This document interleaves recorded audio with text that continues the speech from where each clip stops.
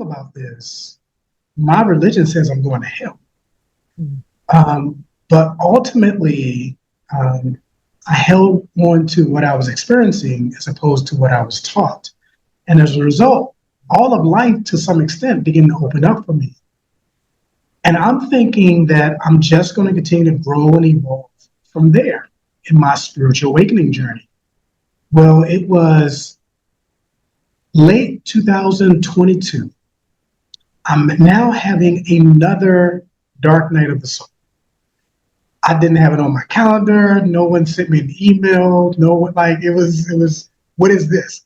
And I don't realize you can have more than one dark night of the soul. So I'm really fighting this.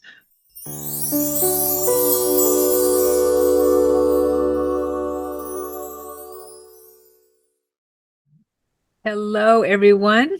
Thank you for being here. I am your host, Sharon Sanana Kumara of Ascension Gateway. And today I'm really excited because I'm talking with James Valentine, the Ascension Coach. Hello, James. Hello, Sharon. Hello, how are you? I'm doing awesome. I'm really happy that you're here. We just met probably again recently Yeah, when James yeah. interviewed me on his channel. I'm like, I want to talk to you on my channel too. So James graciously, I tried to say, accepted and is here to talk about a little bit about his journey. So thank you for being here. Absolutely, my pleasure. Do you mind sharing? Well, actually, let me read your bio real quick and then we Yep, can dive in. How's that? Okay. yep, sounds good. Okay. James is an ascension coach, I tried to say, healer, best-selling author, international speaker, quantum 360 business consultant, and 2 times top 15 coach of Las Vegas 2023 and 2024. Wow. James helps people connect with higher states of consciousness, align with their higher selves, and discover their soul's purpose, empowering them to live a life, love, abundance, and fulfillment. Absolutely. I'm gonna let you talk now. Okay, so please Uh, share a little bit about your journey, and I know you've had some profound experiences that you've shared that you have, and I would love to talk about them and how you got to where you are now. yeah, so I'll start with spending 20 years as a Christian minister. I had a spiritual awakening in 2015, and it was both scary. It was a scary time, an uncertain time, because again, not only was I a Christian, but I was a Christian minister. And so, while I could not deny what I was experiencing, my thought process was, if I'm wrong about this, my religion says I'm going to hell. Mm. But ultimately, um, I held on to what I was experiencing as opposed to what I was taught. And as a result, all of life to some extent began to open up for me. And I'm thinking that I'm just going to continue to grow and evolve from there in my spiritual awakening journey. Well, it was late 2022. I'm now having another dark night of the soul. I didn't have it on my calendar. No one sent me an email. No one, like it was, what is this? And I don't realize you can have more than one dark night of the soul. So I'm really fighting this, going, this feels familiar, but I already had that. What's this? And so it, along with it comes the suicidal ideations, just the dark cloud that follows you. And while I no longer identify as a Christian, I will always say Jesus is my God. He will always be my God. So, in trying to find the answer of how to get out of my head and into my heart, into my soul, I remember Jesus being in the wilderness. James, that's what we need to do. So I pulled up Airbnb and I looked at all these remote locations, not 5-star, 4-star, not resorts. I'm looking at places in the woods. I'm looking at places you're going to need a tent. I'm looking at places with no creature comfort. If I'm going to be in the wilderness, I want the full experience. And so I reached out to my family and my friends, and I said, the only call I will take is from my youngest daughter, but hopefully she won't be. Now, my family was a little uncertain about what was going on. Is he gonna come back out of this place? Like, what's going on? But I knew that my whole purpose was to reconnect with soul. So I spent time in darkness. I spent time fasting. I spent time, you know, talking to God at that time. And I say at that time because later I come to recognize it is the very essence of who I am. But that was my whole purpose. And while I was there, I was for some reason led. I mean, I know now, but I was led to study NDEs. Now, the way it came to me was if I'm here to connect with soul, NDEs will show me exactly what it's supposed to look like because they are completely in soul, absence of the ego, absence. So I will see what it looks like when you're completely in soul. So I started studying NDEs. I think I might even mention to you, I believe I pulled you up as one of the ones that I was watching. Yes, I did pull you up because I remembered when I was preparing for our conversation, oh, I heard this before. So got so much more out of that experience, Sharon, than what I went there for. It was just to heal, but I started getting these downloads about parallel realities. I started getting these downloads about the higher self, about the ascension journey. The actual ascension journey is being separate from the spiritual awakening journey. Consciousness, the truth of who we are. And it just continued to evolve and grow. And I just started journaling from that point all the way up until about a few months ago. Yeah. I love that. That's one of the first things that Christ taught me when he started working with me is to journal. Journal. Yeah. Get it out. Journal. Yes. Clear our Yes. channel. I love that. Yeah. And how long were you there? I was there for about 40 days. Literally, that was my goal, to be there for about 40 days. That was the period of time I was there. And, sometimes, I would look at certain NDE videos. I'm stretched out because it was literally like a little small house in the woods. Matter of fact, as the Uber driver was driving me from Tennessee to Arbor, Kentucky, because that's the only way I could get there, it was, flying into Tennessee, and the place was in Arbor, Kentucky. I found out later that it was Amish and Mennonite town. So it almost already had a kind of a cloud of just peacefulness and calm about it. And I'm in Vegas where the population is almost 1 million. I think the population there was probably like 700, maybe a little bit around 1,000, somewhere around there. And like I said, deep woods. Everything was very compacted, but I spent a lot of time on the floor in tears, just remembering that I'm surrounded by love, remembering that I'm not my thoughts, that I'm not this body. And again, the more that resonated with me, the more I actually became that, the more I became that. And the more my understanding and my awareness and my consciousness expanded. And one of the things I remember about the Bible, it says when Jesus came out of the wilderness, it says he came out with power. I felt all of that. I felt that there was still some uncertainty of where do I go from here, but I felt so much more in control, so much more hopeful, and so much more ready and understanding that at some point I got some serious work to do, which is kind of the work that I'm doing now. Nice. I love that. Yeah. So real quickly, I'd like to talk a little bit about Yeshua's time in the wilderness, and how we maybe look at that. I got to look at my journals and see if 40 days is what, I never even thought about that. But I mean, I know that things happened in a certain time for my dark night of the soul as well. But if you were to look back, I mean, what is your estimation maybe of Christ's time in the wilderness as he was going through, I guess, dark night of the soul. Yeah, exactly. One of the things that I'm often pointing out to people is that the Bible says that Jesus was driven into the wilderness, meaning he didn't go going, okay, it's my time. Let me go do what I'm came here to do.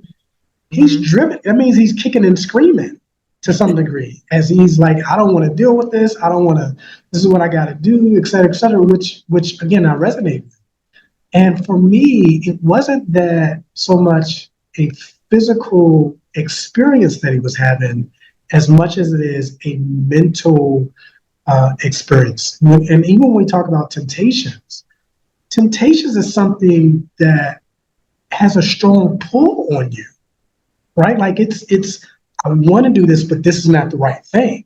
And so even when we look at Jesus being tempted, these are things that he like, I could really be the ruler, or I could really do this, but no, I can't. This isn't what I'm supposed to do. And so even when it talks about Satan coming, for me, it's all taking place in the mind.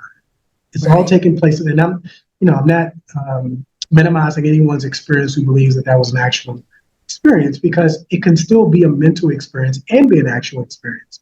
But for me, it was just this is what he's wrestling with in his mind.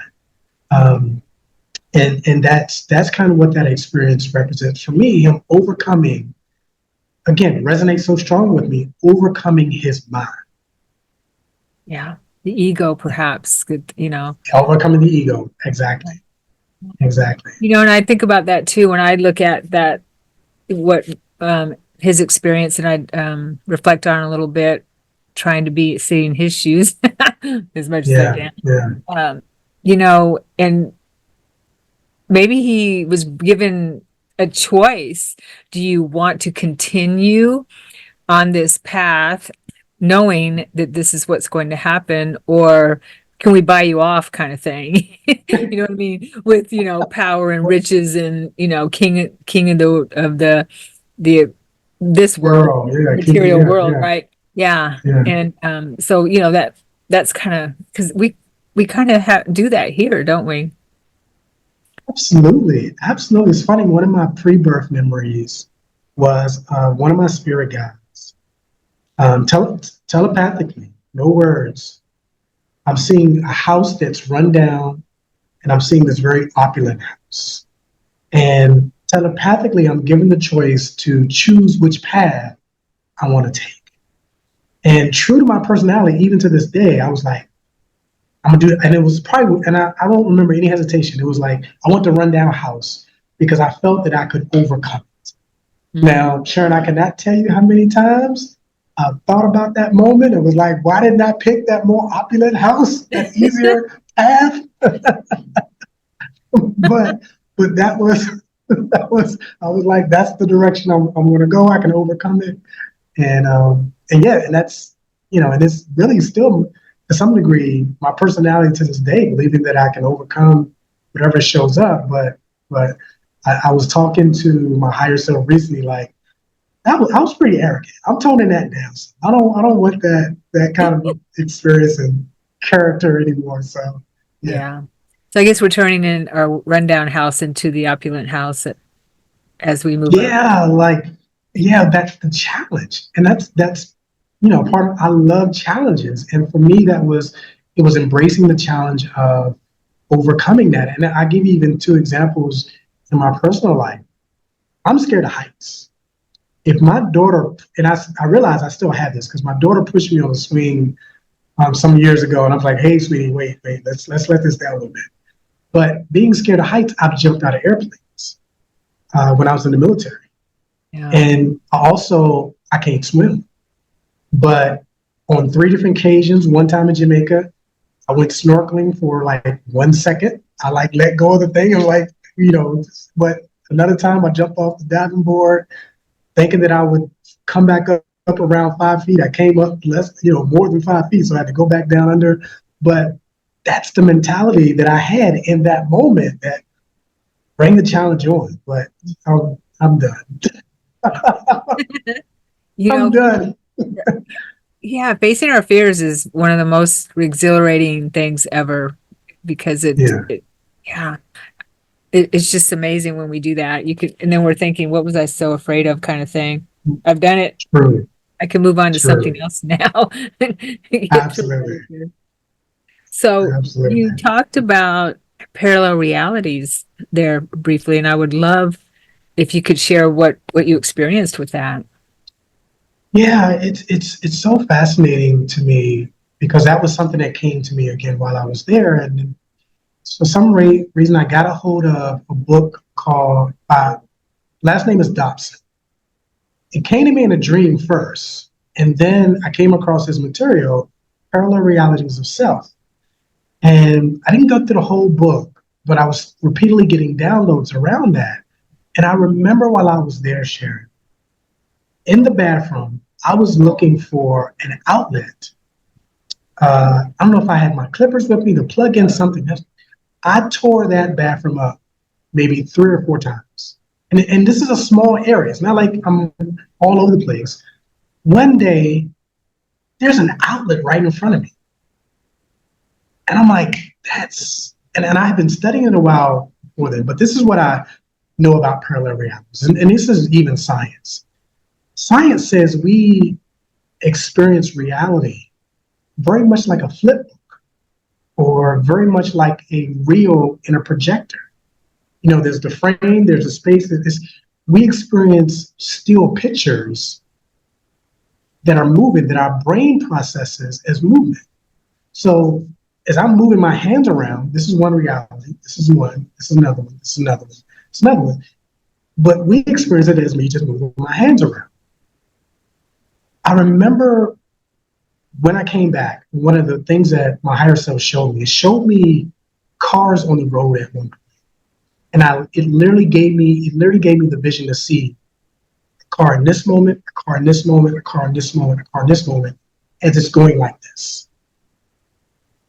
What I further understand is that each reality, this moment, this moment, this moment, this moment, there's a different version of us in each moment. And if there's a different version of us, then each version of us has a different past. And I remember sharing on maybe it's teaching I've done, or maybe on somebody else's podcast that I talked about. The question becomes, if I'm a new person in this moment, this moment, this moment, and this moment, why am I still experiencing the same things? Like, for instance, if I have cancer or if I have diabetes, why do I still have the sickness in my body? What carries one experience over into each individual reality is our belief, is making it our identity that this is what I have.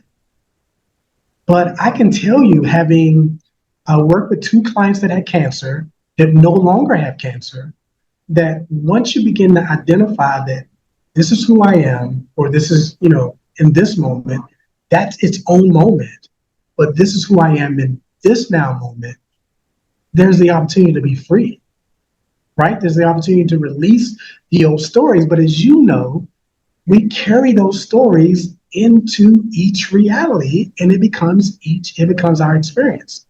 And so I can say that the James you're talking to today, it's not the same James that was there in the wilderness. It's not. I'm grateful for him. And you know this, there's only this now moment.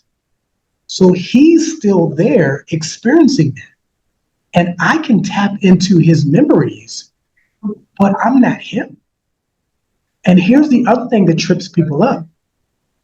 As we're shifting through these multitude or billions of parallel realities per second, when you come to that reality where this version of you is, it's for us to be non-reactive. Because if his thought comes up, I just need to move through it. But say it's a thought of fear or of insecurity. If I now own that, I now merge with him, and I'm now him in this.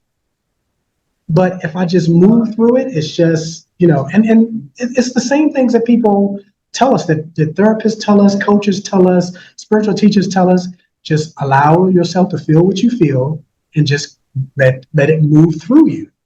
because the moment you react, you become that version. And so if I'm, for instance, if I'm seeing myself as very opulent or rich or abundant, and a bill comes up, this version of me is just, oh, just a bill, it'll get paid.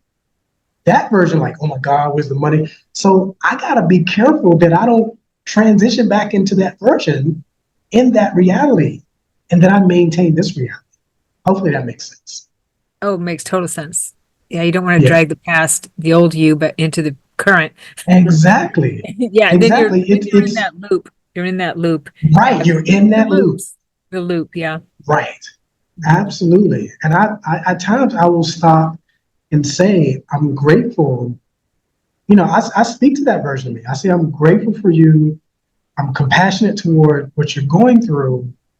And, you know, I'll speak to that version of myself, but I'm also saying I'm grateful because without you, there would be no me. Right. But that's not me. Hmm. That's not this version of me. I have a different past than that version of me. So that's some of the ways that I teach and talk about parallel realities. It's just dropping the story and being, and really about self-identity. Who are you today? Be that version.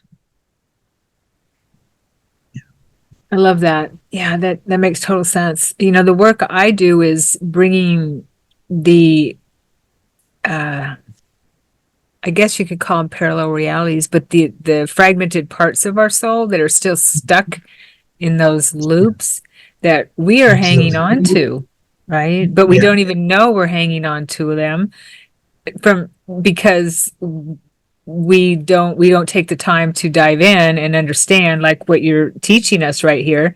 We don't Yeah. take the time Yeah. to understand that why we can't get past something because we're in this loop of And we being keep triggered. reacting. Yeah. Right. Right. And our reaction, as we talk about creating your reality or shifting into realities, when we react, we shift to that reality, that where that version, that's his normal, that's her normal. But if we're non-reactive, it just comes and it comes to pass. It doesn't, I'm not affected by that because that's not who I am. But again, you know, it's like you said, we get into this loop, you know, we're feeling good. And here's the other thing that I definitely want your listeners to know. And you might have talked about this, I'm not sure, but the journey or the ascension journey, even the spiritual awakening journey, if that's where you're at, it's not linear. It's an oscillating journey, meaning you may have great victories or make great progress, and then have a moment where you are like, wait, what happened? I was doing so well. It's an oscillating journey. It's just, but it's going upward, meaning you're going to come back to that space. It's going to be bother you less, but it's an ascension journey.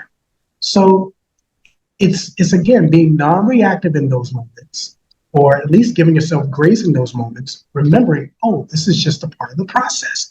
I'm still ascending. Because I tell you, some of my biggest downloads have come at moments where I thought, what is going on here? I thought I was, but now it's just, oh, this is supposed to happen. This is just a part of the process. I can be gentle with myself. Matter of fact, I'm not only gentle with myself, but I get excited because I'm like, oh, this means something else powerful is on its way, and you know, I can look forward to that. Nice. Yeah, Yeah. Yeah, that's so powerful to see that vision of the spiraling. yeah, I see it like a yeah. spiraling beam of light, or as we're intertwined. And Law of One talks about that as well. I don't know if you're aware of the raw teachings. I've read some of that. Yeah, I've read some of that. I haven't read all the way through it, but I have read some of that. Yeah, So we yeah. can only ascend as far as our work will let us, what we've let go of or what we've integrated or however we want to call it. But we're moving up this spiraling beam of light. Absolutely, absolutely, because that's what we are. You know, even when we talk about the Bible says God is light. Jesus says, I'm the light of the world. And then Jesus also says, you are the light. And Mm-hmm. so that's beyond this frame. Because I like to tell people, you've never seen James. You've just seen my avatar. And I've never seen, I know you're me, but I know you're me, but that's just your avatar as well. Right. So yeah, we're all light. Different avatars of the same thing. Or Absolutely, absolutely. just like our Different body. expressions. Yeah, it's just like our body. We have all these cells which are separate but Yeah, one, which comprise our body. But yet they're great still example. separate doing their job. Absolutely. Or Oh, I drops in love the that. ocean. I love that. I love that. I might have to use that one. I love that. Go ahead. Yeah. I Absolutely. give you permission. Okay. I appreciate that. I love these That's a good conversations. one. Yeah, this Oh, is I love. Yeah, I know. I mean, it yeah. just expands our minds so much. And then as we, when we expand, we can pff, download so much more wisdom and knowledge and light, which is light carries knowledge, right? So we're bringing in more Absolutely. light as we expand. Bringing in more light. Bringing in more light. Going higher states of consciousness. Being able to see from a greater perspective that which may have tripped us up before. Like Mhm. one of the things that has been a tremendous shift for me is seeing only love. Now, the conversations with many people may go, well, what about children that are being abused? Or what about, murders or people that are rapists or things like that? And the understanding is that, wait, that has never happened to you. It may have happened to your body. Now, don't minimize people experiencing, and I work with them along the lines of that. But ultimately, I'm getting them to the place of you've never been touched by anything that's going on out here. And not only that, many of these experiences, I would say all of the experiences, there was some level of agreement before we even created this dream and stepped into it that we worked out with our soul. Like I remember doing an interview recently, and I love the way she explained it. She had been abused by a family member, and she recognized that she had been with this person over lifetimes, over many past lives, and that this person had signed up to help her work through whatever she was supposed to work through. And he actually, as a soul, on a soul level, he actually lowered his vibration That was and me you and were became. talking to. Oh, that was you? Yeah, yeah, That yeah, was me. yeah. Yeah. So Yeah. yeah, so that was. Oh, I remember because I got emotional when you said it. I got emotional when I heard you say it on somebody else's. But yeah, like that is so freaking. As you see how it still resonates and sticks with Yes. me. But I think about the moments where I may have hurt someone, and I know that's going to show up in a review at some point. And I think about people who may have hurt me, and then I had this pre-birth memory as well. I remember I didn't see faces. I saw orbs of light or beings of light. And again, we're not talking, but we are communicating that this is going to be the plan when we get to this planet. That we're going to help each other. We're going to help each other wake up. And when one person wakes up, that's going to help the other person wake up because it's going to raise vibration. And I just remember being in the group of my soul group, having this telepathic conversation. But that's so beautiful the way you put that, Sharon. That's I think about that probably every single day. Yeah, that Powerful. was quite the epiphany for me. And I didn't mean to interrupt you when you were saying, but I was like, Yes. wait, No, it's your story. I got that from you. It's your story. okay, it's okay. I mean, it's not just me; it's everyone that has these experiences Yeah. for sure. But yeah, that was quite But the your awareness of it. Yeah. Your awareness of it. Because what's the big thing that most of us wrestle with? Shame and guilt. Mhm. But when you can step outside of that and go, wait, yeah, again, this may show up as a review, and yeah, there were some hurts, and the appearance of what took place was very real, but behind the veil, we all agreed to this for the expansion and evolution of who we are as soul. And so and I was already, a large part of me was there because I'm not sure if you've heard of Aaron Thomas Green, but he's another NDE that I did, and he talked about that. And then when I heard you talk about it, it just blew up even Yeah. more. And just understanding that there's only love. Like somebody could love us so much that, as you put it, they lower their vibration and they play the role of the bad guy in this 3D illusory experience so that we can progress. Like, like that gives me chills when I think. It's amazing, isn't Like it? somebody lowering their vibration. Yeah. I love you so much. I believe in you so much that I'm going to fall on the sword in this reality experience so that you can ascend, that you can expand. Mm-hmm. It's powerful. Right. Truly powerful. It is. It is. And then when that experience is remembered, and I realized that there is no, because it was all about forgiveness. And, Yeah. once I had the Yeah. memories, forgive, forgive, forgive. And so, of course, Christ counseled me to fake it till you make it kind of thing. And then I realized there's nothing to forgive. He actually did it for me. I should ask for his forgiveness. Yeah. Sorry, I didn't mean, sorry that for 20 lifetimes that you were such a bad guy and I asked you to do that. But, Right. right. It's still But so now you can powerful. move on. Yeah. Right. And now that's one lesson that you've integrated and can move on into what's next.